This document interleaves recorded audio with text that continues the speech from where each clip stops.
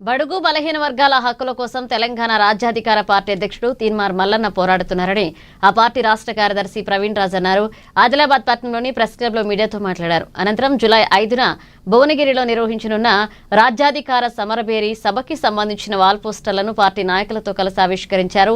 సమరభేరి సభకు ఉమ్మడి ఆదిలాబాద్ జిల్లా ప్రజలు అధిక సంఖ్యలో పాల్గొని విజయవంతం చేయాలని పిలుపునిచ్చారు.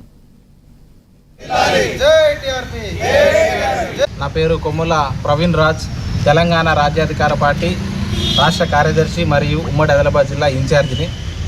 ఈరోజు ఆదిలాబాద్ జిల్లా కేంద్రంలో తెలంగాణ రాజ్యాధికార పార్టీ ఆధ్వర్యంలో జరగబోయే రాజ్యాధికార సమరభేరి సభ పోస్టర్ను ఆవిష్కరించడం జరిగింది ఆదిలాబాద్ ప్రెస్ కేంద్రంలో. అయితే తెలంగాణలో దరిదాపుగా అయితే తెలంగాణ వచ్చి కూడా 12-13 ఏళ్ళు అవుతుంది. అటు భారతదేశానికి స్వాతంత్రం వచ్చి కూడా 78 ఏళ్ళు గడిచిపోయిన సందర్భాలలో ఇంకా బహుజనుల బతుకు మారలేదనే ఉద్దేశంతోనే తెలంగాణ రాజ్యాధికార పార్టీ తెలంగాణలో పుట్టు పోసుకోవడం జరిగింది. దీంతో పాటుగా తెలంగాణ రాష్ట్రంలో కొన్ని సంవత్సరాల నుంచి కూడా తెలంగాణ రాష్ట్రానికి ఒకే ఒక గొంతు, అది తీన్మార్ మల్లన్న గొంతే. ప్రశ్నించే దాంట్లో అన్యాయం ఎక్కడుంటే అక్కడ వాలిపోయే గొంతు, ఒకే ఒక గొంతు తీన్మార్ మల్లన్న గారు.